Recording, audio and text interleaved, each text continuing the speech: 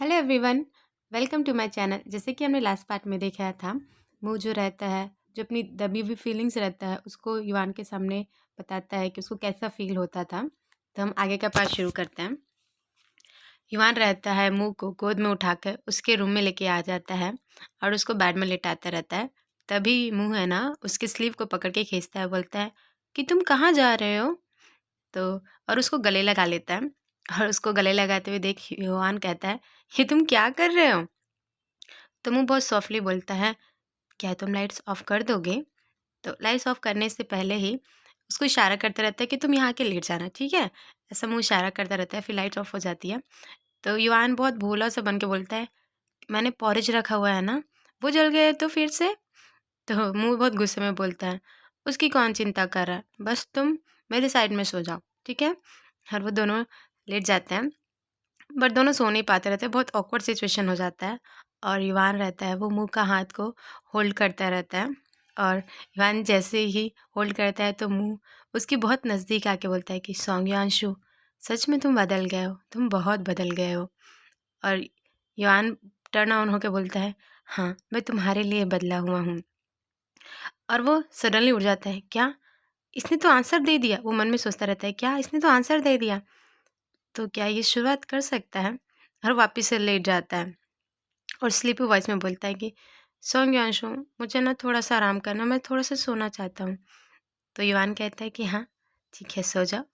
और वो उसको टीज़ करने के लिए अपने पैर को उसके पैर में ओढ़ लेता है और उसको ना हर जगह पे टच करता रहता है और उसके जो बेली रहता है, स्टमक रहता है, सब में उसको पोक करता रहता है, उँगली घुमाता रहता है।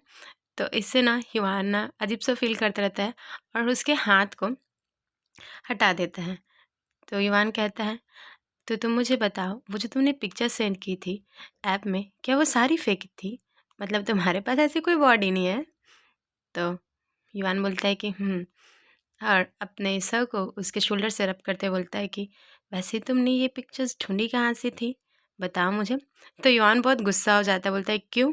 क्यों चाहिए तुमको उसकी फ़ोटोज़? तो ना उसको पता रहता है कि ये बहुत गुस्सा हो रहा है, तो फिर से उसको टीज़ करते हुए बोलता है, वो तो मैं तुमको बस ऐसे ही पूछ रहा हूँ। तो युवान बोलता है कि नहीं, इसकी कोई ज़रूरत नहीं है।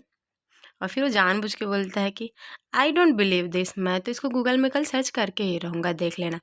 तो युवान और गुस्सा हो जाता है और बोलता है कि बिल्कुल नहीं, और उसके ऊपर ले डाउन हो जाता है, बोलता है कि नहीं, तुम उसे बिल्कुल नहीं सर्च करोगे। तो वो कहता है, क्यों नहीं सर्च कर सकता मैं? तो युवान कहता है कि नहीं, तुम बस नहीं कर सकते हो तो नहीं कर सकते हो। और वो अपने हँसी को रोकते हुए बोलता है कि ठीक है, मैं ऐसा बिल्कुल नहीं करूँगा। और वो उसको थोड़ा-सा धक्का देता रहता है, बोलता है कि सौम्यांशु, तुम्हें पता है ना मुझे कोल्ड है और यदि तुम मेरे नज़दीक रहोगे तो तुमको भी कोल्ड हो जाएगा। तो युवान बोलता है कि ठीक है और वो उसको किस करने लगता है। वैसे भी मैं कुछ करने वाला नहीं था और वो बेड में बैठ जाता है, बोलता है कि ठीक है, तुम रेस्ट करो, और उसके हाथों को टच करने लगता है और फिर उसको देखता रहता है और उसके गालों को भी टच करता है और उसको चादर उड़ा के वो जाने वाला रहता है, पर वो जा नहीं पाता है और वो देखता रहता है मुँह को और फिर उसके हाथ को अगेन टच करता है। तो मुँह हँसते हुए बोलता है, ये तुम क्या कर रहे हो बताओ? क्यों टच कर रहे हो मुझे? और ये जब जैसे ही सुनता है युवान, थोड़ा शॉक हो जाता है और बोलता है कि ठीक है, तुम सो जाओ, मैं डॉक्टर से फ़ोन से बात करता हूँ और वो जो बोलेंगे मैं तुमको आके बताता हूँ। और फिर ऐसी आधी रात हो जाती है, मुँह जहाँ सोता रहता है, ईवान उसका टेम्परेचर चेक करता रहता है। तो मुँह स्लीपी वॉइस में बोलता है कि ये तुम क्या कर रहे हो हाँ? सौंग्यांशु, तुमने ऑलरेडी 4 बार मेरा चेकअप कर लिया है, तुम ये सब क्यों कर रहे हो? और गुस्से में बोलता है कि मुझे नहीं कराना है, हटाओ, हटाओ इसको, दूर हटाओ। तो ईवान बहुत भोला बन के बोलता है, एक्चुअली ये मैं थोड़ी ना कर रहा हूँ, वो तो मुझे डॉक्टर ने बोला है और उसने कहा है कि तुम्हारा टेम्परेचर पूरी रात तक चेक करे और वो मुझे बता दे। तो मुँह बहुत गुस्से में बोलता है कि नहीं, अब मुझे कुछ नहीं कराना है, तुम जाओ, और उसको धक्का देने लगता है। तो युआन कहता है कि ठीक है, अब मैं बिल्कुल नहीं करूँगा, ये बस लास्ट टाइम है और जैसे कि मैंने तुम्हें अपना कोल्ड दिया है, तुम उसे वापस भी तो ले सकता हो ना। और फिर वो उसे किस करने लगता है। वो हर जगह पे उसको किस करने लगता है, कभी उसके नेक पे, कभी उसके चिक पे। फिर हमें 1 हफ्ते का बाद दिखाया जाता है, एक कॉन्फ्रेंस रूम पे रहती है, जहाँ बस गर्ल आके जो उन लोग युआन की जो फ्रेंड रहती है, वो बोलती है कि तुमने ये चीज़ सौंज्ञांशु के लिए रखा था? तो ज़ैंग बोलता है कि हाँ, तो तुम्हें क्या लगा और मैं किसके लिए रख सकता हूँ? तो गर्ल बोलती कि हाँ ये तो अच्छी बात है, पर मुझे लगता है तुम्हें 2 सीट रखनी चाहिए। तो जैंग ना बहुत सरप्राइज होता है कि ये क्या बोल रही है। तभी मू और युआन उस कॉन्फ्रेंस रूम में एंटर करते हैं। फिर वो गर्ल बोलती है कि हाँ इधर आओ, यहाँ पर 2 सीट है।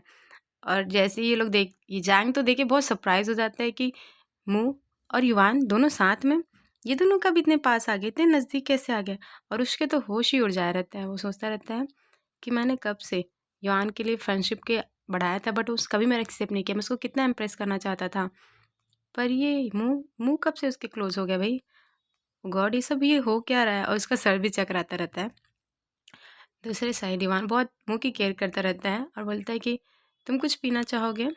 तो मुँह बोलता है कि नहीं, एक्चुअली मुझे कुछ नहीं चाहिए। फिर भी युवान उठ के जाते हुए बोलता है कि ठीक है, मैं तुम्हारे लिए वार्म वाटर लेके आता हूँ जिससे तुमको अच्छा फील होगा। और दूसरे साइड जैंग उसको घूरता रहता है और उसके जस्ट नेक में देखता है कि उसको बाइट मार्क्स हैं, उसके हैंड पे भी बाइट मार्क्स हैं। तो बस उसको बड़ा शौक लगता रहता है कि ये किस टाइप के निशान हैं। और युवान उसके लिए वाटर लेके आता है और वो पीता है और बोलता है कि तुम्हें डिनर में क्या खाना है। तो वो बोलता है कि ठीक है, हम लोग इसका डिस्कशन हम लोग बाद में करेंगे, ठीक है। और तभी उनके प्रोफेसर कॉन्फ्रेंस रूम में आ जाते हैं और बोलते हैं कि मैं तुम लोग को मीटिंग में इसलिए बुलाया हूँ क्योंकि हमारी जो नई मशीन थी वो आ चुकी है, और जो तुम लोग साइड में तुम्हारे पास जो किताब है वो उसमें तुम लोग को गाइड करेंगे।